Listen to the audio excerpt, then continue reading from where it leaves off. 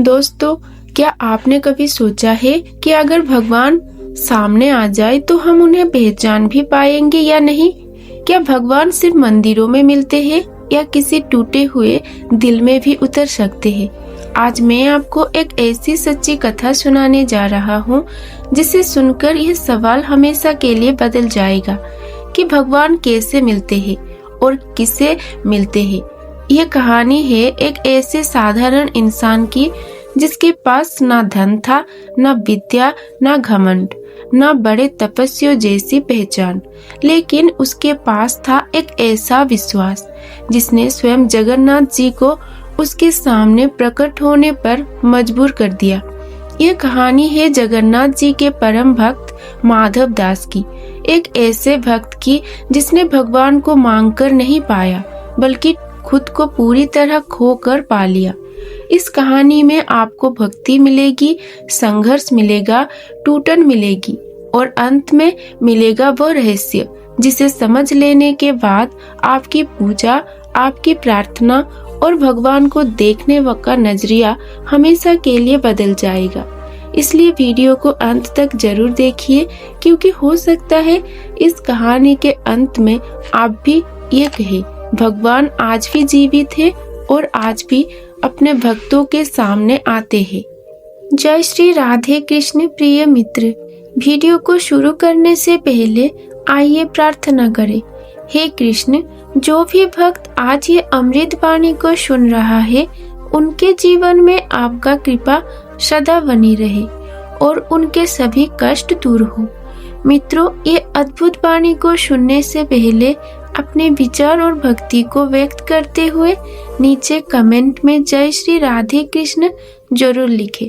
आपकी ये भक्ति हमारी इस यात्रा को और भी पावन बनाएगी। यदि आप हमारे चैनल अमृत ज्ञान सागर पर नए हैं तो अभी सब्सक्राइब करें और घंटी के बटन को दबाएं ताकि आप हमारे हर नई भक्ति यात्रा का हिस्सा बन सके।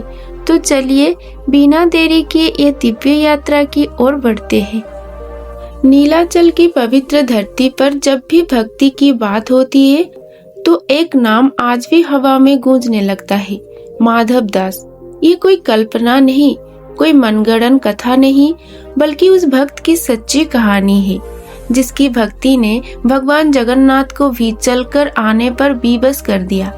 यह कथा केवल सुनने के लिए नहीं है, यह कथा आत्मा को झकझोरने के लिए है, जीवन को दिशा देने के लिए है और ये समझने के लिए है कि जब भी भक्ति सच्ची हो जाती है तो भगवान मूर्ति में नहीं रहते, वे साक्षात प्रकट हो जाते हैं। माधव दास कोई बड़े कुल में जन्मा हुआ व्यक्ति नहीं था, ना उसके पास धन था, ना पद, ना प्रतिष्ठा। वो नीलाचल के पास बसे एक छोटे से गांव में रहता था। उसका जीवन अत्यंत साधारण था। दिन भर वो मंदिर के पास साफ सफाई करता, यात्रियों की सेवा करता और जो कुछ भी मिलता उसी में संतोष कर लेता।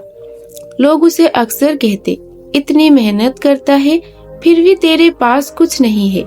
माधव दास बस मुस्कुरा देता। उसके पास जो था वो लोगों की नजरों से नहीं दिखता था, उसके पास भगवान जगन्नाथ थे। बचपन से ही माधव दास का मन भगवान की ओर झुका हुआ था। जब बच्चे खेलते थे तो वो मंदिर के प्रांगण में बैठकर घंटों भगवान की मूर्ति को निहारता रहता। उसे ऐसा लगता जैसे पत्थर की उस मूर्ति में कोई जीवंत चेतना है, कोई उसे देख रहा है, कोई उसकी हर सांस को सुन रहा है। लोग कहते, अरे ये तो बस पत्थर है, लेकिन माधव दास के लिए वो पत्थर नहीं था, वो साक्षात प्रभु थे। समय बीतता गया, माधव दास जवान हुआ। उसके जीवन में भी कठिनाइयां आई। कोई बार उसे भूखा सोना पड़ा, कोई बार लोगों ने उसका मजाक उड़ाया, कोई बार मंदिर के सेवकों ने भी उसे तुच्छ समझा। लेकिन माधव दास के मन में कभी शिकायत नहीं आई। वो कहता, यदि मेरे प्रभु ने मुझे ये दिया है तो इसमें भी कोई लीला होगी। यही उसकी सबसे बड़ी भक्ति थी, स्वीकार भाव। माधव दास की भक्ति में कोई दिखावा नहीं था। वो ऊंची आवाज में भजन नहीं गाता था। वो भीड़ के सामने रो रो कर पूजा नहीं करता था। उसकी भक्ति तो उसके हर सांस में थी। जब वो झाड़ू लगाता तो सोचता कि वह भगवान का आंगन साफ कर रहा है।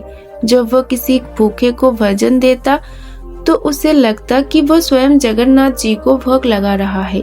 उसके लिए सेवा ही पूजा थी। एक दिन मंदिर में बड़ा उत्सव था। दूर दूर से भक्त आए थे। मंदिर के भीतर विशेष अनुष्ठान चल रहे थे।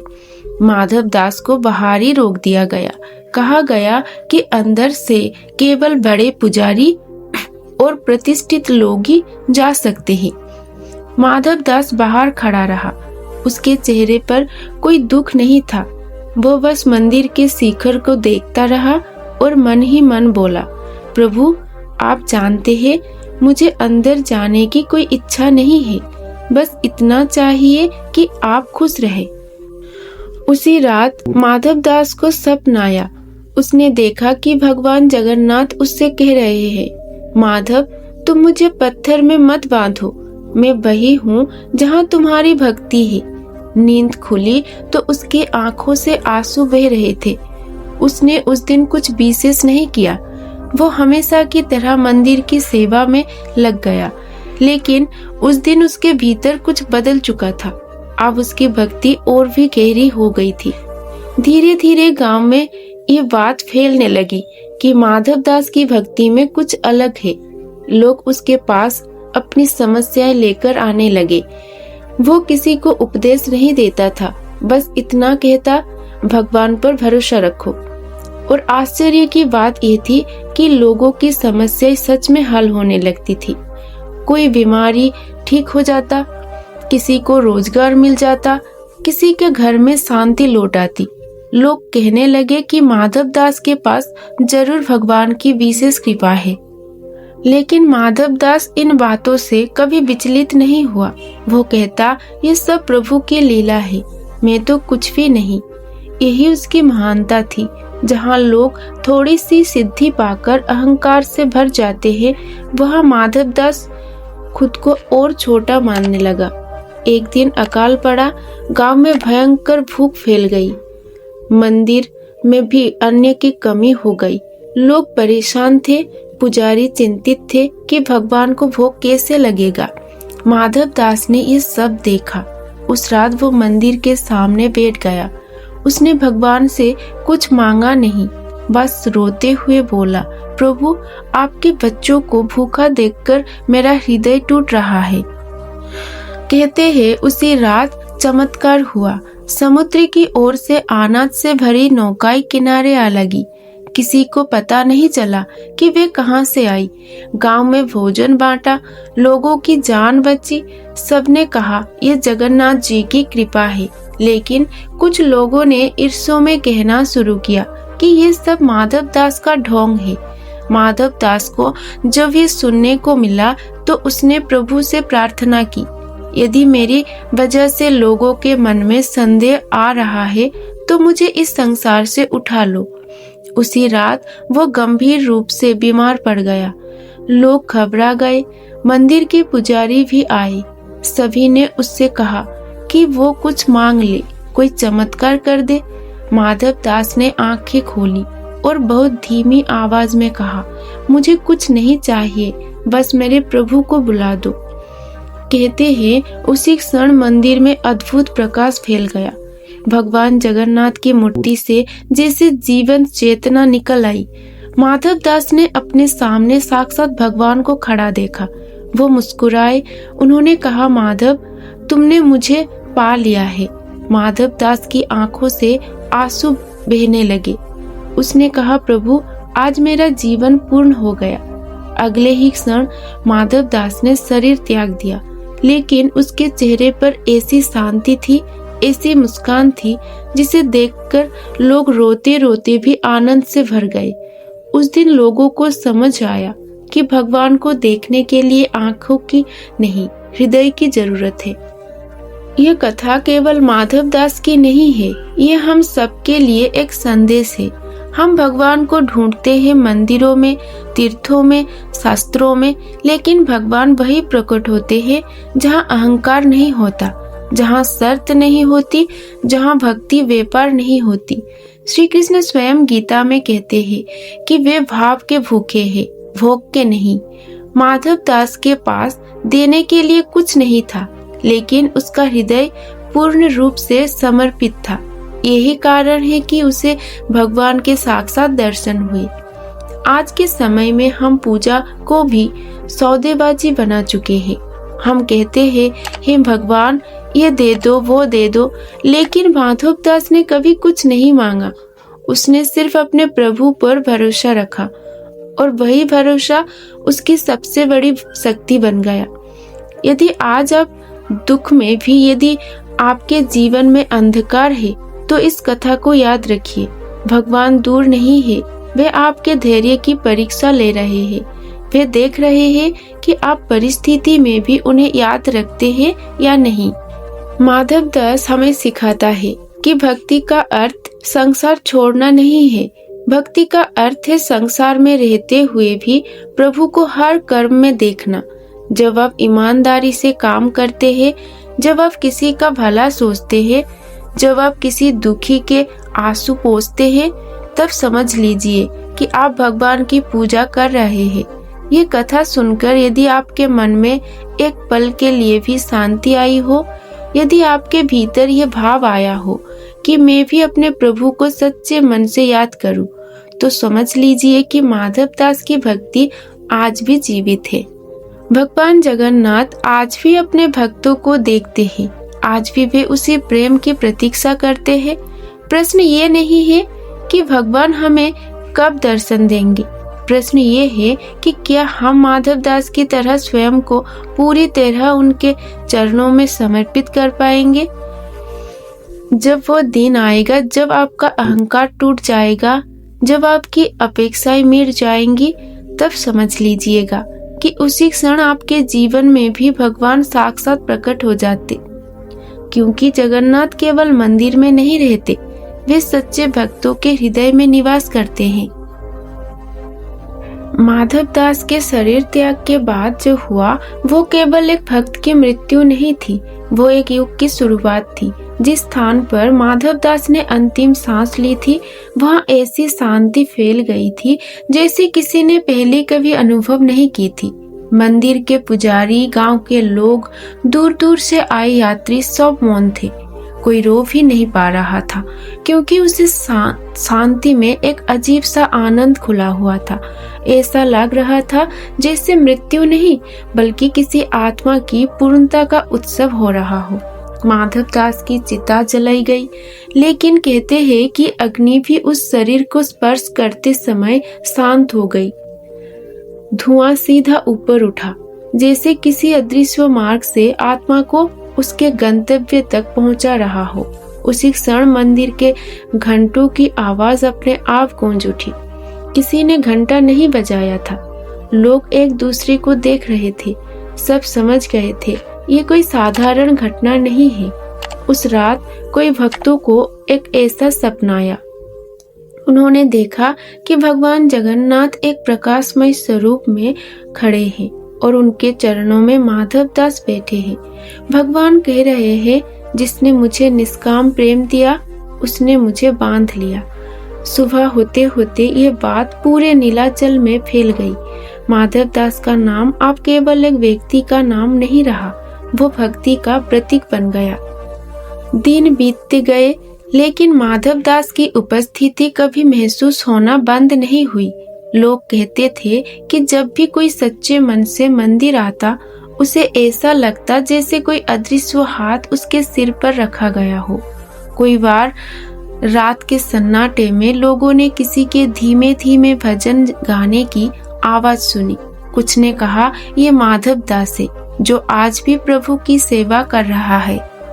मंदिर के पुजारियों में भी परिवर्तन आने लगा। जो पहले केवल नियम, विधि और अधिकार में उलझे रहते थे, अब उनके हृदय में भी करुणा जागने लगी। वे समझने लगे कि भगवान को प्रसन्न करने के लिए केवल मंत्र ही नहीं, मन की पवित्रता भी आवश्यकता है। माधव दास की कथा ने उन्हें भीतर से बदल दिया था। एक समय ऐसा आया जब मंदिर में एक घमंडी विद्वान आया। उसे अपने ज्ञान पर बड़ा अभिमान था। वो शास्त्रों का पंडित था, लेकिन हृदय में भक्ति नहीं थी। उसने लोगों से कहा, ये सब भावुकता है, भगवान दर्शन ऐसे नहीं देते। उसी रात उसने भी स्वप्न देखा। उसने देखा कि वो शास्त्रों का बोझ उठाए खड़ा है और सामने माधव दास खाली हाथ, लेकिन प्रकाश से भरे हुए थे। भगवान जगन्नाथ उस विद्वान से कहते हैं, ज्ञान तब तक बोझ है जब तक उसमें प्रेम ना हो। उस विद्वान की आंखें खुल गई, वो रो पड़ा। सुबह उसने सबके सामने अपने अहंकार के लिए क्षमा मांगी। माधव दास की कथा अब केवल गांव तक सीमित नहीं रही। दूर दूर के राज्य से लोग आने लगे। कोई दुखी आता, कोई टूटा हुआ, कोई हार चुका। मंदिर के पास बैठकर वे माधव दास को याद करते, उसकी तरह भगवान से बात करते। आश्चर्यजनक रूप से उनके जीवन में परिवर्तन होने लगता। कोई तुरंत नहीं, कोई धीरे धीरे, लेकिन हर किसी के भीतर कुछ बदलने लगता। एक विधवा स्त्री आई जिसका जीवन दुखों से भरा था। उसने भगवान से शिकायत करते हुए कहा, सब कुछ छिन गया, अब क्या बचा है। उसी रात उसने स्वप्न में माधव दास को देखा। वो मुस्कुराकर कह रहे थे, जब सब कुछ चला जाता है तभी तो प्रभु के लिए स्थान बनता है। वो स्त्री जागी तो उसके आंसू थम चुके थे। उसने जीवन को स्वीकार करना सीख लिया। एक युवक आया जो गलत रास्ते पर जा चुका था। उसे लगा कि भगवान उससे नाराज है। उसने मंदिर के बाहर बैठकर कहा, मैं आपके यज्ञ नहीं हूँ। उसी क्षण मंदिर के भीतर से फूल गिरा जो सीधे उसके पास आकर रुका। युवक कांप उठा। उसे लगा जैसे भगवान कह रहे हो, मेरे लिए यज्ञ अयज्ञ कुछ नहीं होता। उसी दिन से उसका जीवन बदल गया। लोग समझने लगे कि माधव दास की भक्ति आज भी काम कर रही है, क्योंकि वो भक्ति किसी व्यक्ति तक सीमित नहीं थी। वो एक भाव था, समर्पण का, विश्वास का, निष्कपट प्रेम का। कई वर्षों बाद मंदिर में एक बड़ा संकट आया। आक्रमणकारियों का भय था। लोग डरे हुए थे। उस रात पुजारी मंदिर में बैठे रो रहे थे। उन्होंने भगवान से रक्षा की प्रार्थना की। उसी रात सभी ने एक ही अनुभव किया, मंदिर के चारों ओर जैसे अदृश्य दीवार खड़ी हो गई हो। आक्रमणकारी आए, लेकिन बिना कारण वापस लौट गए। लोगों ने कहा, ये जगन्नाथ जी की लीला है। किसी ने धीरे से कहा, और माधव दास की भक्ति की छाया। समय के साथ माधव दास की कथा लोक कथा बन गई, लेकिन उसकी शक्ति कम नहीं हुई। माता पिता अपने बच्चों को ये कथा सुनाकर सुलाते। गुरु अपने शिष्यों को ये कथा सुनाकर सिखाते कि भक्ति का अर्थ क्या होता है। संत कहते, यदि भगवान को पाना है तो माधव दास को समझो। एक दिन एक वृद्ध साधु मंदिर आया। उसने बहुत कुछ देखा था, बहुत कुछ पाया था। उसने कहा, मैं तीर्थों में भटका, जंगलों में तप किया, लेकिन जो शांति यहाँ मिल रही है वो कहीं नहीं मिली। उसने माधव दास के स्थान पर बैठकर आंखें बंद की। कुछ देर बाद उसके चेहरे पर वही शांति उतर आई जो कभी माधव दास के चेहरे पर थी। श्री कृष्ण के भक्ति का यही रहस्य है। वो परीक्षा नहीं लेते, वो परिवर्तन करते हैं। वो दुख देकर दंड नहीं देते, वो दुख के माध्यम से हमें मांचते हैं। माधव दास का जीवन इस बात का प्रमाण था कि भगवान उन्हीं को चुनते हैं जो स्वयं को मिटा देते हैं। आज यदि आप ये कथा सुन रहे हैं तो ये केवल संयोग नहीं है, ये भी एक बुलावा है। भगवान आपको ये याद दिला रहे हैं कि भक्ति कठिन नहीं है। कठिन है अहंकार छोड़ना, कठिन है अपेक्षा छोड़ना, कठिन है ये मान लेना कि मैं कुछ नहीं, प्रभु सब कुछ है। माधव दास ने हमें ये नहीं सिखाया कि सब कुछ छोड़ दो। उसने ये सिखाया कि जो भी करो प्रभु को समर्पित कर दो। जब आप काम करें तो ये मत सोचिए कि लोग क्या कहेंगे। ये सोचिए कि यदि भगवान देख रहे हो तो क्या आप संतुष्ट होंगे। जब आप दुख में हो तो ये मत पूछिए कि मेरे साथ ही क्यों, ये पूछिए कि प्रभु मुझे क्या सिखाना चाहते हैं। यही प्रश्न आपको माधव दास के मार्ग पर ले जाएगा। कहते हैं आज भी जब कोई भक्त सच्चे मन से जगन्नाथ जी को पुकारता है तो नीलाचल की हवा में एक नाम गूंजता है, माधव। वो नाम किसी व्यक्ति का नहीं, उस भाव का है जिसमें भगवान भी बंध जाते हैं। और अंत में श्री कृष्ण की वही शाश्वत वाणी में, वहाँ नहीं हूँ जहाँ मुझे खोजा जाता है, मैं वहाँ हूँ जहाँ मुझे जिया जाता है। माधव दास ने भगवान को जिया था, इसलिए उसने भगवान को साक्षात देखा। यदि आप भी अपने जीवन में वही शांति, वही आनंद, वही विश्वास चाहते हैं तो बस एक ही काम कीजिए, अपनी भक्ति को शुरू कर लीजिए। बाकी सब प्रभु स्वयं संभाल लेंगे, क्योंकि जब भक्ति सच्ची होती है तब जगन्नाथ स्वयं चलकर अपने भक्तों के पास आते हैं। माधव दास की कथा यही समाप्त नहीं होती, क्योंकि सच्चे भक्त की कहानी शरीर के साथ खत्म नहीं होती, वह समय के साथ और गहरी होती जाती है। वर्षों बीत गए, पीढ़ियां बदल गई, लेकिन नीलाचल की हवा में आज भी वही अनुभूति है।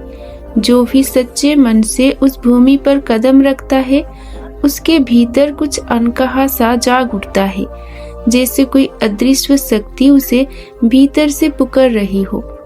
कहा जाता है कि माधव दास के जाने के बाद मंदिर में आने वाले भक्तों का स्वभाव धीरे धीरे बदलने लगा।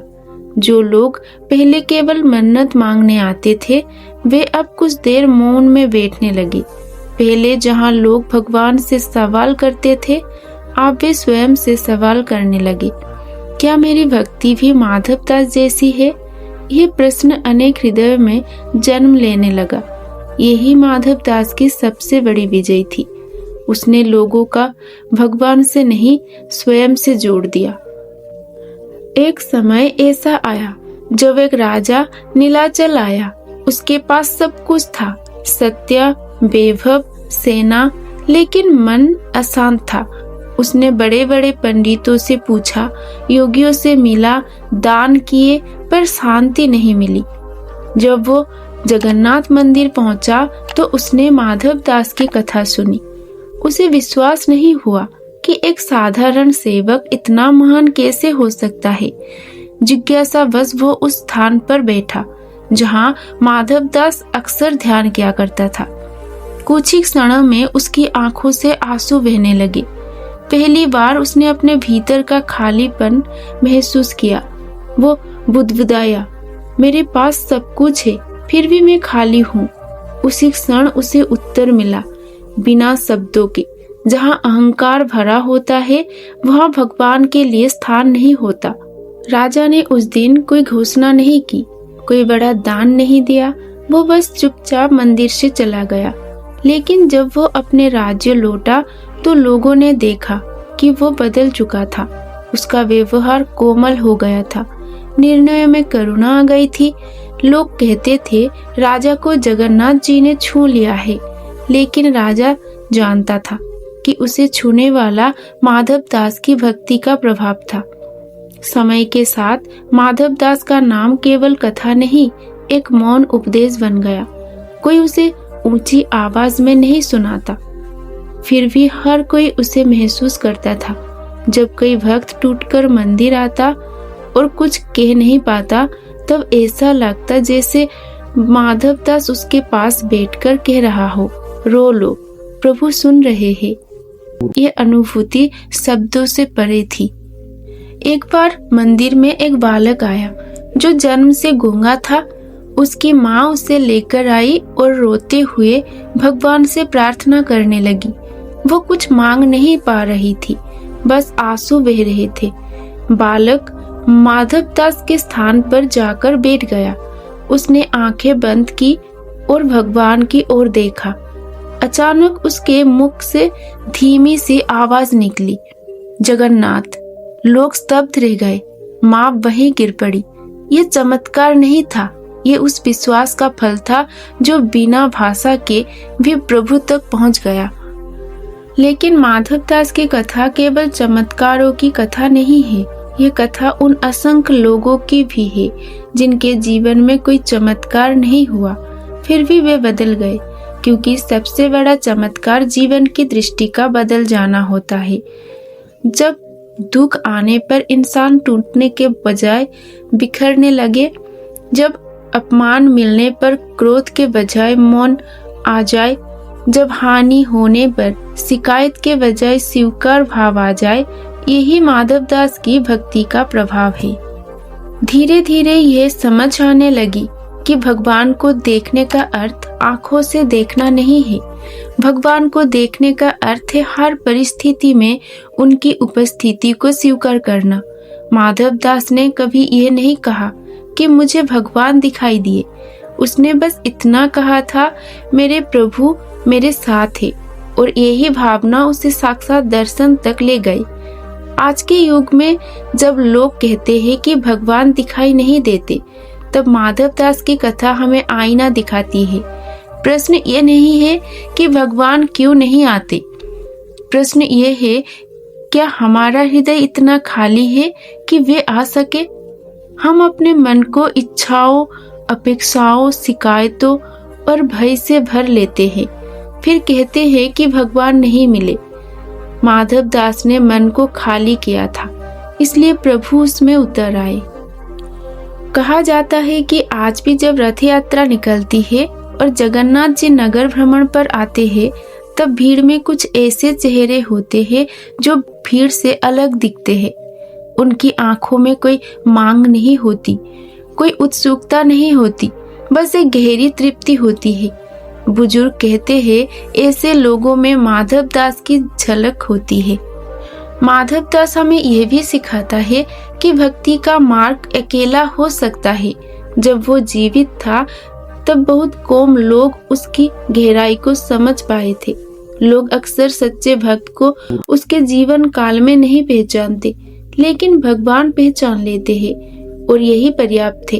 यदि आज आपका मन कहता है कि आप अकेले हैं, कि आपकी सच्चाई को कोई नहीं समझता, तो माधवदास को याद कीजिए। वो भी अकेला था, लेकिन कभी असहाय नहीं था, क्योंकि जहाँ भगवान साथ हो, वहाँ अकेलापन नहीं होता।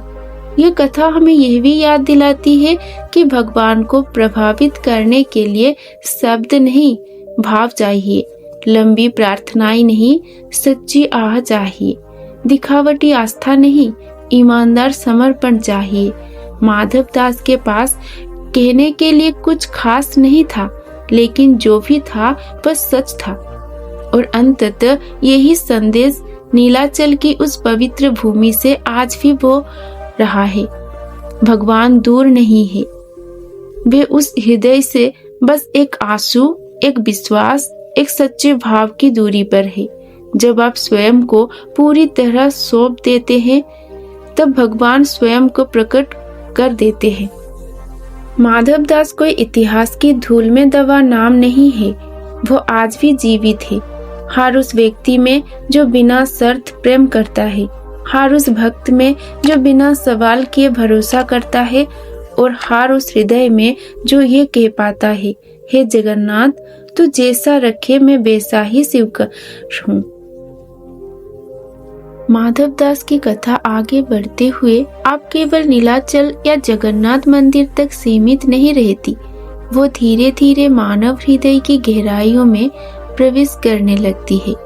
समय ने अपनी चाल बदली, युग बदले, लोग बदले, लेकिन जिस भाव से माधवदास ने भगवान को पुकारा था, वो भाव आज भी वैसा ही शुद्ध है, वैसा ही जीवंत है। कहा जाता है कि एक समय ऐसा आया जब मंदिर में आने वाले कुछ लोग केवल माधवदास के नाम से ही भीतर एक अजीब सी शांति अनुभव करने लगे। वे मूर्ति के सामने खड़े होकर मंत्र भी नहीं बोलते थे, बस आंखें बंद करते और माधवदास को याद कर लेते। उन्हें लगता जैसे कोई उनके भीतर कह रहा हो, चिंता मत करो, प्रभु सब देख रहे हैं। ये अनुभूति किसी शास्त्र में लिखी नहीं थी, ये अनुभव से जन्मी थी। एक बार एक बहुत ही गरीब किसान मंदिर आया। उसके खेत सूख चुके थे, घर में अन्न का एक दाना भी नहीं था। वो ना तो रो रहा था, ना ही कुछ मांग रहा था, वो बस माधव दास के स्थान पर बैठ गया और धीरे धीरे बोला, जिस तरह तुमने सब कुछ सह लिया उसी तरह मैं भी सह लूंगा। उस किसान को कोई चमत्कार नहीं दिखा, लेकिन जब वो गांव लौटा तो उसका मन हल्का हो चुका था। अगले कुछ दिनों में उसे काम मिलने लगा। जीवन धीरे धीरे पटरी पर आने लगा। उसने बाद में कहा, समस्या तो पहले भी थी, लेकिन अब वो बोझ नहीं रही। यही माधव दास की भक्ति का वास्तविक फल था। धीरे धीरे ये बात स्पष्ट होने लगी कि माधव दास की कथा दुख मिटाने की गारंटी नहीं देती, बल्कि दुख सहने की शक्ति देती है। और जो मनुष्य दुख सहना सीख जाता है, उसके लिए दुख कभी स्थायी नहीं रहता। श्री कृष्ण भी तो यही कहते हैं कि जो हर परिस्थिति में सम बना रहता है वही मुझे प्रिय है। एक दिन एक युवा सन्यासी मंदिर आया। उसने संसार छोड़ दिया था, परिवार छोड़ दिया था, लेकिन मन में जब भी अशांति थी। उसने कहा, मैंने सब त्याग दिया, फिर भी शांति नहीं मिली। एक वृद्ध भक्त ने उससे बस इतना कहा, माधव दास को समझो। सन्यासी को ये बात साधारण लगी, लेकिन उसी रात उसने स्वप्न में देखा। उसने देखा कि माधव दास साधारण वस्त्र में मंदिर साफ कर रहे हैं और मुस्कुराते हुए कह रहे हैं, त्याग वस्तुओं का नहीं होता, त्याग अहंकार का होता है। सन्यासी की आंख खुल गई। उसे समझ आ गया कि उसने संसार छोड़ा था, लेकिन स्वयं को नहीं। माधव दास की भक्ति में सबसे अद्भुत बात यही थी कि उसने कभी ये प्रचार नहीं किया कि वो भक्त थे। उसने कभी दुख को विशेष नहीं माना।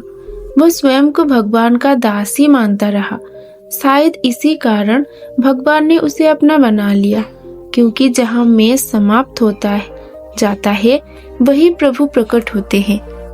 आज के समय में जब लोग भक्ति को भी पहचान और प्रसिद्धि का माध्यम बना लेते हैं, माधव दास की कथा हमें सावधान करती है। वो कहती है कि यदि भक्ति दिखने लगी तो समझ लेना चाहिए कि कहीं ना कहीं उसमें अहंकार घुस आया है। सच्ची भक्ति शोर नहीं करती, वो भीतर घुसती है। कहा जाता है कि जब कोई भक्त बहुत टूट जाता है और शब्द में प्रार्थना नहीं कर पाता, तब उसकी खामोशी ही उसकी सबसे बड़ी प्रार्थना बन जाती है। माधव दास की भक्ति ऐसे ही थी, मौन लेकिन प्रभावशाली, कमजोर दिखने वाली लेकिन भीतर से अडिग। आज भी कुछ लोग कहते हैं कि उन्होंने कठिन समय में माधव दास को महसूस किया है। कोई कहता है कि संकट में अचानक हिम्मत आ गई। कोई कहता है कि आत्महत्या का विचार आते आते रुक गया। कोई कहता है कि सब कुछ खोने के बाद भी जीने की इच्छा बची रही। ये सब कोई चमत्कार नहीं है, ये उस भक्ति की तरंग है जो समय और मृत्यु से परे होती है। माधव दास हमें यह भी सिखाता है कि भगवान से नाराज होने का अधिकार भी तभी मिलता है जब प्रेम सच्चा हो। वो भगवान से प्रश्न नहीं करता था, लेकिन जब उसने रोककर कहा था कि आपके बच्चे को भूखा देखकर मेरा हृदय टूट रहा है, तब उसमें कोई शिकायत नहीं थी, केवल करुणा थी। और करुणा की भाषा भगवान तुरंत समझ लेते हैं। यदि आज आप जीवन से थक चुके हैं, यदि आपको लगता है कि आपकी प्रार्थनाएं अनसुनी रह गई है, तो माधव दास की कथा को ध्यान से सुनिए। शायद उत्तर शब्दों में नहीं आएगा, शायद आपकी परिस्थिति तुरंत नहीं बदलेगी, लेकिन आपके भीतर कुछ जरूर बदल जाएगा। और जब भीतर बदल जाता है तब बाहर का बदलना केवल समय की बात रह जाती है। अंततः माधव दास की पूरी कथा हमें इसी एक सत्य की ओर ले जाती है कि भगवान को देखने के लिए आंखें नहीं, भाव चाहिए, मंदिर नहीं, मन चाहिए, विधि नहीं, विश्वास चाहिए। और जब ये सब एक साथ हो जाता है, तब भगवान केवल दिखाई नहीं देते, वे हमारे जीवन का आधार बन जाते हैं। नीलाचल की उस पवित्र धरती पर आज भी जब सूर्य अस्त होता है और मंदिर की घंटियां बजती है तो ऐसा लगता है जैसे किसी अदृश्य भक्त की आवाज हवा में घुल रही हो। प्रभु जैसा भी हो तेरा दिया हुआ है। यही माधव दास है, यही उसकी अमर भक्ति है, यही उसका साक्षात दर्शन है जो आज भी अनगणित हृदय में घटित हो रहा है। कथा अभी और गहराती है क्योंकि माधव दास की भक्ति केवल अनुभव नहीं थी, वो एक मार्ग बन चुकी थी। समय के साथ लोगों ने यह महसूस करना शुरू किया कि माधव दास की कथा सुनने से पहले और सुनने के बाद उनके भीतर कुछ स्थायी रूप से बदल गया है। वे पहले जैसे नहीं रह गए, वे अधिक शांत, अधिक सहनशील और भीतर से अधिक स्थिर हो गए। एक समय ऐसा भी आया जब मंदिर के बाहर एक व्यक्ति रोज बैठकर रोया करता था। वो किसी से बात नहीं करता था। लोग समझते थे कि वो पागल है। कोई उसे भोजन दे देता, कोई अनदेखा कर देता। एक दिन एक वृद्ध भक्त उसके पास बैठा और धीरे से बोला, माधव दास को जानते हो? उस दिन व्यक्ति की आंखों में पहली बार हलचल हुई। उसने कहा, मैं खुद को खो चुका हूँ। वृद्ध भक्त ने कोई उपदेश नहीं दिया, बस इतना कहा, माधव दास भी तो खुद को ही खो बैठा था, तभी प्रभु को पा सका। उस दिन के बाद वो व्यक्ति रोना छोड़कर चुप बैठने लगा। कुछ महीनों बाद लोग हैरान थे कि वही व्यक्ति मंदिर की सेवा करने लगा था। उसके चेहरे पर अब पागलपन नहीं, शांति थी। माधव दास की भक्ति का सबसे बड़ा प्रभाव यही था कि वो लोगों को सुधारने नहीं निकली, वो लोगों को स्वीकार करने लगी। जो जैसे थे उन्हें वैसे ही अपने भीतर समेट लेती थी, क्योंकि माधव दास जानता था कि भगवान पहले हमें स्वीकार करते हैं, फिर बदलते हैं। यदि पहले ही शर्तें रख दी जाए तो प्रेम मर जाता है। कोई साधु संत आए और गाए। किसी ने कहा कि यह सब मन का भ्रम है, किसी ने कहा कि यह केवल कथा है। लेकिन जो लोग एक बार इस भाव से जुड़ गए वे कभी पूरी तरह टूट नहीं पाए। जीवन ने उन्हें जितना भी झोंकझोरा, भीतर कहीं एक दीपक जलता रहा। यही माधव दास की अमर उपस्थिति थी। एक दिन मंदिर में एक प्रश्न उठा। किसी ने पूछा, यदि माधव दास इतने महान थे तो भगवान ने उन्हें अधिक समय तक क्यों नहीं रखा? उस दिन एक बहुत साधारण सेवक ने उत्तर दिया, दीपक को ज्यादा देर तक जलाने के लिए नहीं, अंधेरे को चीरने के लिए जलाया जाता है। यह उत्तर किसी ग्रंथ से नहीं आया था, यह अनुभव से आया था। धीरे धीरे लोगों को यह समझ में आने लगा कि माधव दास का शरीर जाना कोई हानि नहीं थी, उसका जाना आवश्यक था ताकि उसकी भक्ति किसी एक देह तक सीमित ना रहे। यदि वो जीवित रहता तो लोग उसे पूजने लगते, उसके जाने से लोग उसकी भक्ति को पूजने लगे। यही भगवान की सबसे गहरी योजना थी। आज भी जब कोई भक्त ये कहता है कि मुझे भगवान नहीं मिले, तो अनुभवी लोग मुस्कुरा देते हैं। वे जानते हैं कि भगवान मिलते नहीं हैं, वे घोटित होते हैं।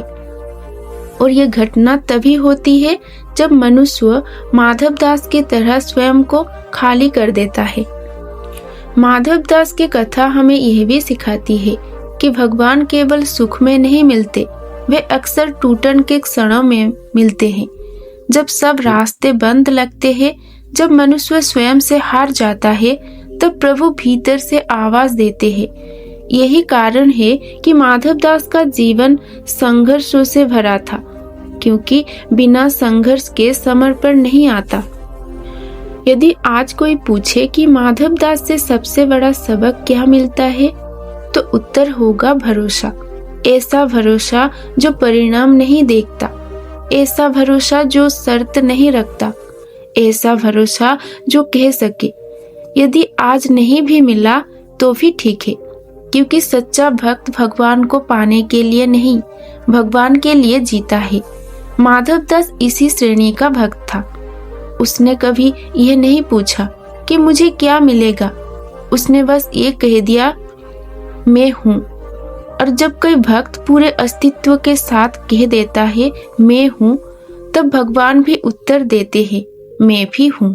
नीलाचल की उस पवित्र भूमि पर आज भी जब कोई अकेला बैठकर आंखें बंद करता है और भीतर से टूटकर जगन्नाथ जी को याद करता है, तो उसे लगता है जैसे कोई अदृश्य स्वर कह रहा हो, डरो मत। ये स्वर ना तो बाहर से आता है ना भीतर से, ये उसी स्थान से आता है जहाँ कभी माधव दास ने स्वयं को मिटाया था। और यही स्थान हर मनुष्य के भीतर है। यही माधव दास की सबसे बड़ी देन है। उसने ये सिद्ध कर दिया कि भगवान को देखने के लिए कहीं जाने की आवश्यकता नहीं, बस अपने भीतर उतरने का साहस चाहिए। कथा आप शब्दों में नहीं समझ सकती, क्योंकि जो आगे है वो हर सुनने वाले के जीवन में अलग अलग रूप से घटित होगा।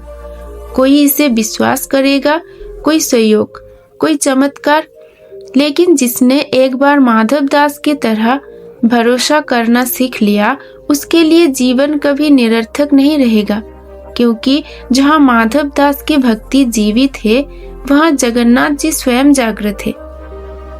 कथा अब उस मोड़ पर पहुंचती है जहां माधव दास केवल एक नाम नहीं रहता, वह एक चेतना बन जाता है। एक ऐसी चेतना जो समय के साथ और गहरी होती जाती है, जैसे नदी समुद्र के पास जाकर और विशाल हो जाती है। लोग अब यह नहीं पूछते थे कि माधव दास कौन था, वे यह पूछने लगे थे कि माधव दास जैसा कैसे बना जाए। एक बार एक युवक मंदिर के प्रांगण में बैठा हुआ था। वह पढ़ा लिखा था, आधुनिक सोच वाला था। उसके मन में सवाल था कि क्या ये सब केवल भावनाएं हैं या वास्तव में भगवान ऐसा कुछ होते हैं। वह अंदर से संशय से भरा हुआ था। उसने माधव दास की कथा सुनी थी, लेकिन उसे विश्वास नहीं हो रहा था।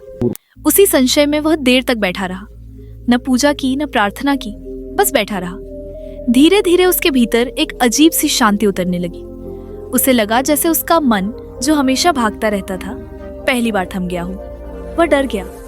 उसने सोचा, मैं कुछ कर नहीं रहा, फिर यह शांति क्यों? तभी उसे समझ आया कि जब मन कुछ पाने की जिद छोड़ देता है, तभी शांति आती है। उसी क्षण उसने माधव दास को समझ लिया। माधव दास की भक्ति का यही रहस्य था। उसने भगवान को पाने की कोशिश नहीं की थी, उसने बस स्वयं को खो दिया था। और जहाँ स्वयं खो जाता है, वहीं प्रभु मिल जाते हैं। यह बात धीरे धीरे लोगों के जीवन में उतरने लगी। एक गृहस्थ महिला जो दिन रात जिम्मेदारियों में उलझी रहती थी, उसने भी माधव दास की कथा सुनी। उसने सोचा कि वह तो कभी सन्यासी बन ही नहीं सकती, फिर भक्ति कैसे होगी। लेकिन माधव दास का जीवन उसके सामने उदाहरण बनकर खड़ा हो गया। उसने समझा कि भक्ति जीवन छोड़ने का नाम नहीं है, भक्ति जीवन को ईश्वर को सौंप देने का नाम है। उसने अपने रोजमर्रा के कामों को ही पूजा बना लिया। जब वह भोजन बनाती तो मन ही मन जगन्नाथ जी को अर्पित कर देती। जब बच्चों को सुलाती तो प्रभु को धन्यवाद देती। धीरे धीरे उसका घर ही मंदिर बन गया। माधव दास की कथा यह भी सिखाती है कि भगवान को प्रभावित करने के लिए असाधारण होना आवश्यक नहीं है, साधारण होना ही सबसे बड़ी योग्यता है। माधव दास में कुछ भी असाधारण नहीं था, सिवाय उसके विश्वास के, और वही विश्वास उसे असाधारण बना गया।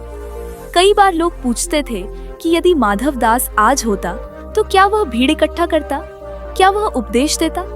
इसका उत्तर स्वयं उसकी कथा देती है। वह आज भी है, लेकिन वह शोर में नहीं, मौन में है। वह भाषण में नहीं, अनुभव में है। वह मंच पर नहीं, हृदय में है। आज के समय में जब लोग दुख से भागना चाहते हैं, माधव दास हमें दुख के भीतर उतरना सिखाता है। वह कहता है कि दुख कोई शत्रु नहीं है, वह गुरु है। यदि दुख न हो तो समर्पण कभी पूर्ण नहीं होता। माधव दास ने दुख को नकारा नहीं, उसने उसे स्वीकार किया, और उसी स्वीकार ने उसे मुक्त कर दिया। कहा जाता है कि जब कोई भक्त बहुत गहरे संकट में होता है और उसे लगता है कि अब कुछ भी शेष नहीं रहा, तब उसे माधव दास की कथा अपने आप याद आ जाती है। यह स्मृति किसी किताब से नहीं आती, यह आत्मा से उठती है। शायद इसीलिए क्योंकि हर आत्मा कभी न कभी माधव दास जैसी बनना चाहती है, निश्चल, निर्भय और समर्पित। माधव दास की कथा का अंतिम संदेश शब्दों में नहीं, अनुभूति में है। वह यह नहीं कहती कि तुम भी भगवान को देखोगे, वह यह कहती है कि तुम अकेले नहीं हो। और यह अनुभूति ही सबसे बड़ा सहारा है। जब मनुष्य ये जान लेता है कि कोई अदृश्य शक्ति उसके साथ है, तब वह टूटता नहीं है, वह झुकता है लेकिन बिखरता नहीं है। माधव दास इसी झुकाव का नाम था। उसने स्वयं को इतना झुका दिया कि प्रभु स्वयं उसके समीप आ गए।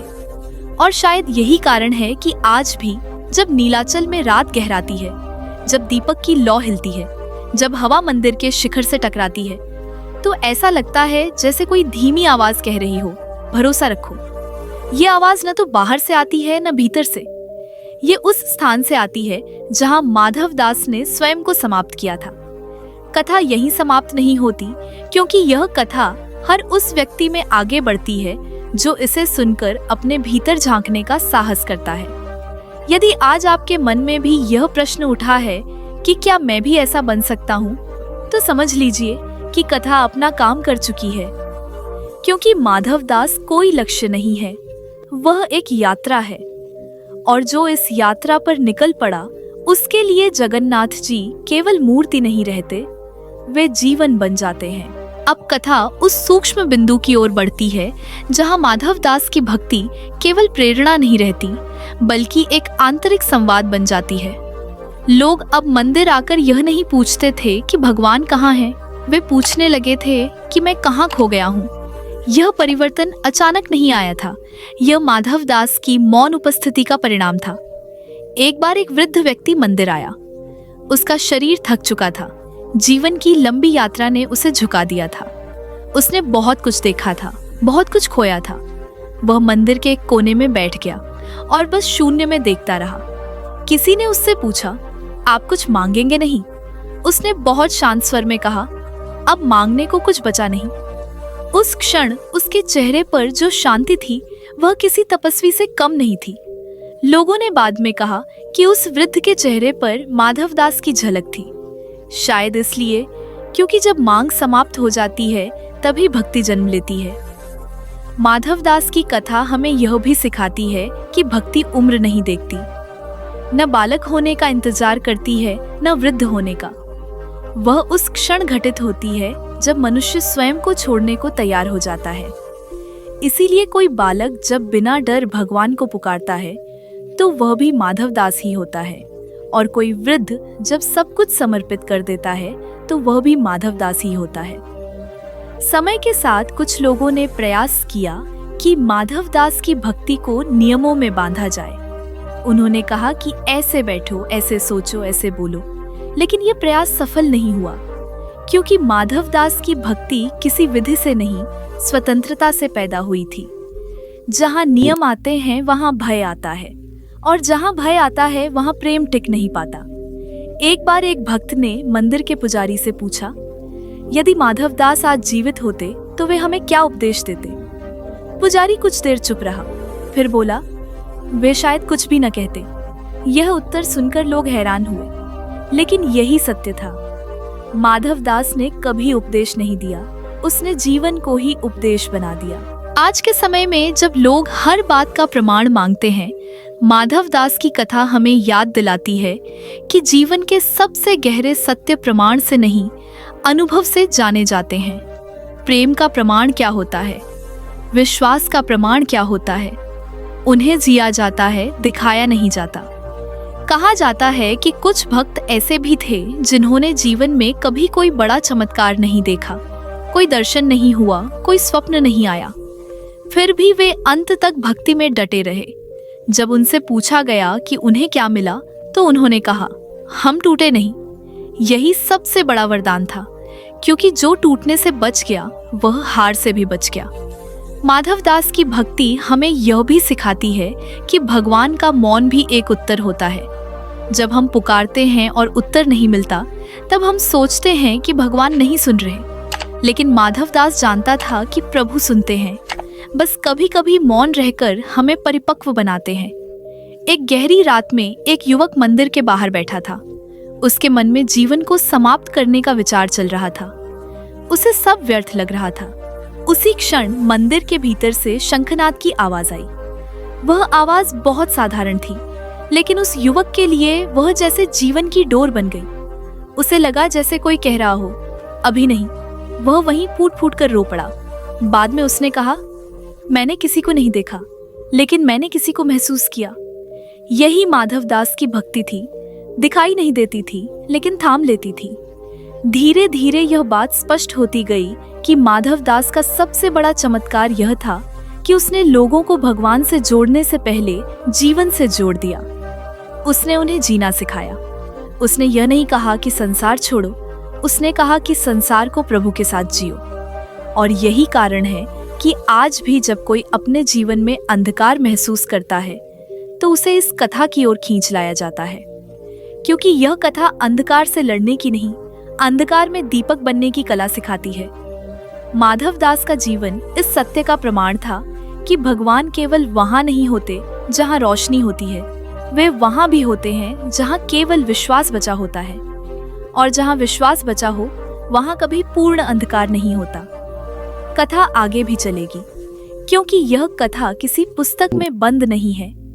यह हर उस हृदय में आगे बढ़ती है जो आज भी यह कहने का साहस रखता है, हे जगन्नाथ, मुझे कुछ नहीं चाहिए, बस तू साथ रह। अब इस दिव्य कथा का समापन किसी साधारण अंत की तरह नहीं हो सकता, क्योंकि माधव दास की कहानी किसी व्यक्ति की कहानी नहीं थी, वह एक आत्मिक जागरण की यात्रा थी।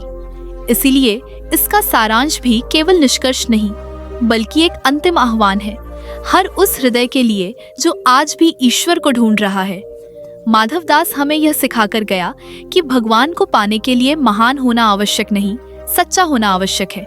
उसके पास न विद्या का अहंकार था, न वैभव का गर्व, न तप का प्रदर्शन। उसके पास केवल एक चीज थी, निष्कपट भरोसा। और उसी भरोसे ने उसे वह दे दिया जिसे पाने के लिए लोग जन्मों जन्मों तक भटकते रहते हैं। उसने यह सिद्ध कर दिया कि भक्ति कोई क्रिया नहीं, एक स्थिति है। पूजा हाथों से नहीं होती, पूजा जीवन से होती है। जब जीवन का हर कर्म भगवान को समर्पित हो जाए, तब झाड़ू लगाना भी आरती बन जाता है, भूखे को भोजन कराना भी भोग बन जाता है, और मौन में बहता एक आंसू भी सबसे बड़ी प्रार्थना बन जाता है। माधव दास की सबसे बड़ी साधना यह थी कि उसने कभी भगवान से सवाल नहीं किया। उसने कभी यह नहीं पूछा कि मुझे क्या मिलेगा। उसने केवल यह कहा, जो भी है तेरा है। और जब मनुष्य यह कह पाता है, तभी भगवान यह कहते हैं, अब तू मेरा है। उसकी कहानी हमें यह भी याद दिलाती है कि भगवान वहां नहीं मिलते जहां शोर होता है, वे वहां मिलते हैं जहां अहंकार समाप्त हो जाता है। वे वहां प्रकट होते हैं जहां मनुष्य स्वयं को खाली कर देता है। माधव दास खाली था, इच्छाओं से, अपेक्षाओं से, शिकायतों से। इसलिए भगवान उसमें उतर आए। यह कथा उन लोगों के लिए भी है जो कहते हैं कि आज के युग में भक्ति संभव नहीं। माधव दास कोई युग विशेष का चमत्कार नहीं था।